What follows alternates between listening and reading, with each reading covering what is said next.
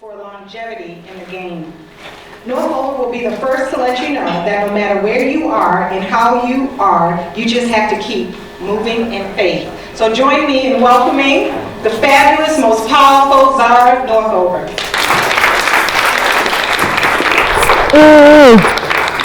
Hello. How are you guys doing today? I really feel pumped up and excited because you all are so amazing. You look great. And it's actually been a little while since I've graced a stage and I've been in front of a group. I talk at work all the time, so you get used to it. But coming out and being in front of powerful women with purpose that either are waiting to give birth to their purpose or have already given birth and now trying to figure out how do I get through the next lifetime, right? So ideally, everybody here is at a place where they have a purpose, and it's either you're trying to figure out that plan or you're trying to take the next step. And that's where, I'm so grateful for Jocelyn reaching out and remembering me. I met her a couple of years ago, and we talked about making this happen. And it didn't happen the first time, but truth is I got a call one day, and that's when I realized, because it wasn't supposed to happen at that time, this was God's perfect timing, because I came at a place where I was trying to remember who I was, what I am here for, and what I need to do next. So without further ado, if you don't mind, I want to take you back to my journey, where I started, and so this way we could talk about how I got to where I am, and I want you to envision yourself while I'm talking about me, because the story of an athlete and what we go through, everyone goes through it. It's how you look at the game in terms of where you are in the game that you are playing individually.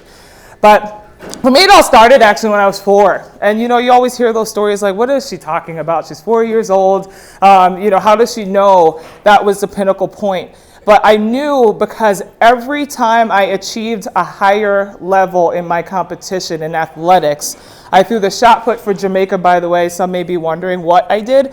But every time I achieved a different level, I had to think back and ground myself. And what was that memory? What was that thought? For me, it was being 4 years old. It was being in a gym with Mr. B, my gym teacher, and remembering seeing this sign on the wall that says Vinny Testaverde. Don't know who the man was. He was a football player. But I just saw the name. And I remember saying, Mr. B, how do I get my name on the wall? Right? So of course, when you think back on that story, it's like you could see the little girl thinking big, thinking this vision. So I didn't know how I was going to get my name on the wall. I didn't know when I was going to get my name on the wall, but I knew that that's what I wanted. And it was either I was going to be successful in sports, in life, I was going to be a power coach, I was going to be a musician, an HR leader. It doesn't matter, but I was going to do something successful, and I knew at that moment. So that's what I remind myself all the time of, because I need to have that foundation, that pinnacle point to ground myself and remind myself when I find myself derailed. So I grew up in Long Island, New York. My beautiful mother back there in the corner. She has a humble spirit.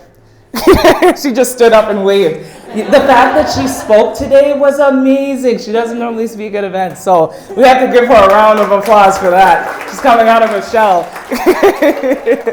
So I grew up in Long Island, New York, and we migrated from Jamaica because that's where we're from.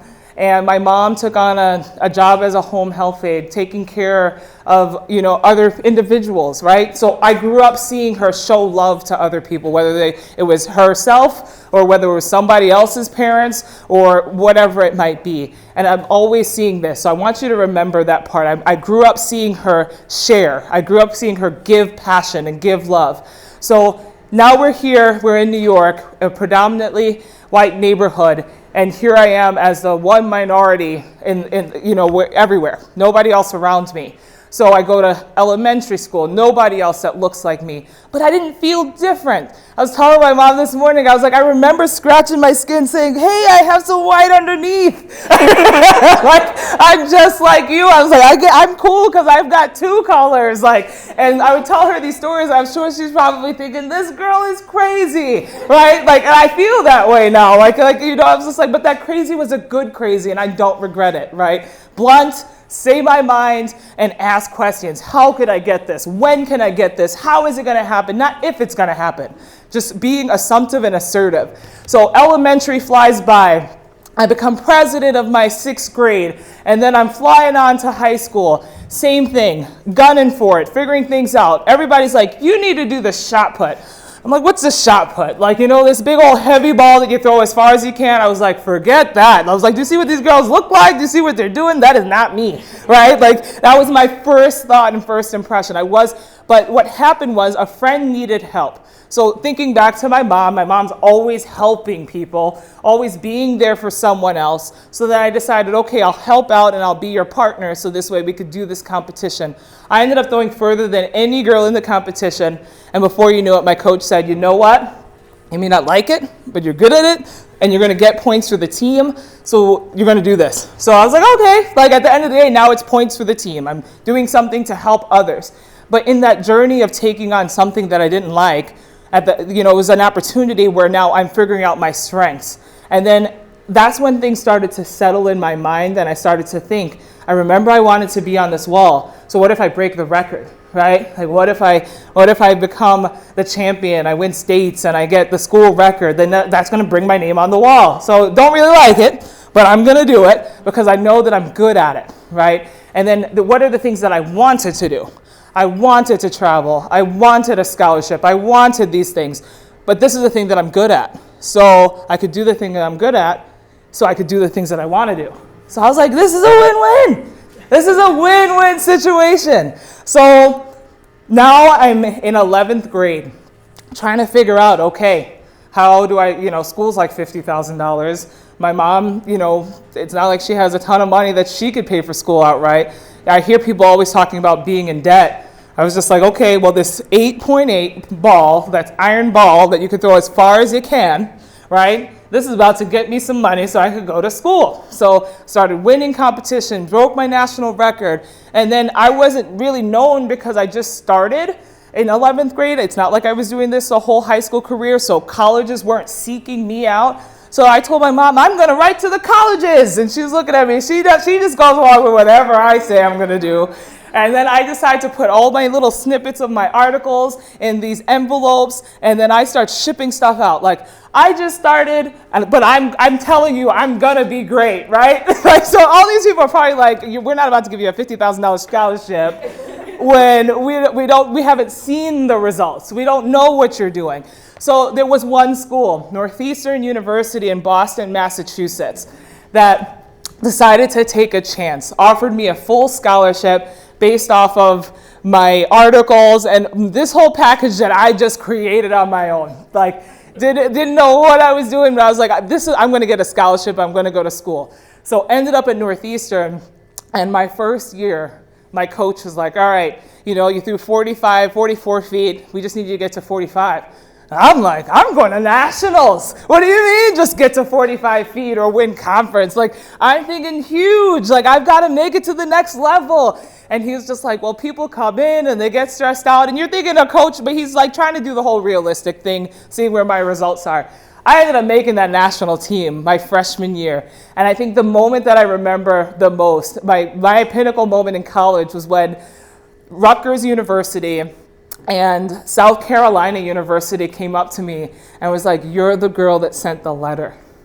The letter that said you're gonna be great. I was the only freshman at nationals that year.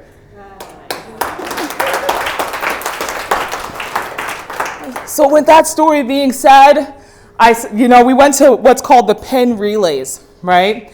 The coaches all gather and they say what meets we're going to go to. And I told my coach, I'm like, all these Jamaican people go to the Penn Relay meet. That's where I want to go. So we end up, he books the meet, he lets us go. And then all of a sudden we see this tent, there's free food, there's all this stuff. So all I'm seeing is the free food. And that's where I was like, I'm going to go in there. So in doing that, like we go to these events, I end up meeting the Jamaican national team. And then, of course, my mom has a beautiful Jamaican accent, so they connect with her, and then before I know it, I'm in Jamaica, I break the national record, and 2 weeks later, I become a Jamaican citizen to have my first competition. So the reality is it's all about networking. You never know who you're going to meet, when you're going to meet them, and what's going to happen when you do meet them. But if you take the chance, and you keep moving along in faith, things start to transpire and open up, but you have to tell yourself, you have to believe it, you have to see it. So with all of that being said, right, now we're to the point where first Jamaican national competition, I'm excited. I could have competed and been second to Michelle Carter, who actually just won the Olympics last year. If I would have stuck with her, I'm like, man, if I would have stuck with her, I could have been right with her, right? But she won the Olympics last year, but I didn't compete for the United States. I ended up choosing to compete from the home of my mom and my dad, where I grew up, because really and truly the strength probably came from carrying buckets of water to feed the cows and like dealing with the chickens and running all over the place when it was farm life, because mom sent me home every summer for months, for years. So while I'm there though, let's get back on track. I'm there, I'm in Jamaica, I compete, but I'm now the American girl, right? So still won this situation of being the minority amongst everybody else, because I don't have the accent like everybody else does. Even when I try, it's not the same. And then I'm the American girl that makes the Jamaican team, and now I have to get everyone to either like me, accept me, help, like make me not feel different. And then I was trying to do that and I got stressed out, right? Because it's hard work trying to make everyone else feel comfortable with who you are and accept you. So then it got to the point where I needed to stop that, right? So I strategized, well, what do I need to do? It's either I'm going to be really good at this and then they're just going to have to like me because I'm getting points, or I'm going to spend my time stressing myself out to make everybody else feel better. So that wasn't going to be it. So I decided to work really hard, and I won the first silver medal for Jamaica in 2002 in the Bahamas in shot put, which we don't have a lot of shot putters. Now we do. So let's fast forward. I'm training. Olympics are every 4 years. Every 4 years. A lot can happen in 4 years, right? You could get hurt. You can just not have the money to continue to do this, because if you're not sponsored by Nike, if you're not sponsored by Adidas or any of these things, you're not getting paid to do this. So I'm substitute teaching. I'm trying to find different odd-end jobs. I'm trying to find ways to fundraise to be able to support this dream of attaining to being an Olympian on this level. So I knew I had to have, that's why that quote came about, patience in the process for longevity in this game. Because if you miss your one shot, if you don't make the team, you got to wait a whole nother 4 years in order for this to come into place again. So 2004, didn't make the team. So 2008, I knew that was my passion. Went back to college, regrouped, and I said, what do I need to do? I need to work on this strategy. I need to perfect my technique. I need to fix my mindset, because one of the biggest things I started to realize was I was getting in my own way. I started to think, I'm not tall enough. I'm not big enough. I need to get stronger. I need to start taking this protein shake. I need to start doing all these different things, and then I would have allergic reactions. I would have this, I would have that, and I'm all over the place and derailed. So I sat down with my coach and I said, how can we put together a game plan that's going to get me to that level? And he said, Zara, you're already there. What does that mean? Like, what do you mean I'm already there? He was just like, I just need you to show up every day and believe that you're already there. He was like, I need you to look in the mirror and tell yourself that you're already there. He was like, self-talk is the one thing that we underestimate because we don't pump ourselves up. It's so easy for doubt to fill up your mind that you're not thinking about the next step. If something bad happens, you take a backtrack and you're just like, well, I shouldn't have done this in the first place. Or you start making up excuses as to why you can't lift this, why you can't do this. Before I knew it, I was a girl that maybe was deadlifting 300 pounds, and now I'm doing 500 pounds. I was a girl that was squatting 250 pounds, and now I'm at 425. Wow. I have competitors that are 6'5". I have competitors that weigh 300 pounds. I was 5'4" and 3/4, and I was proud of my 3/4.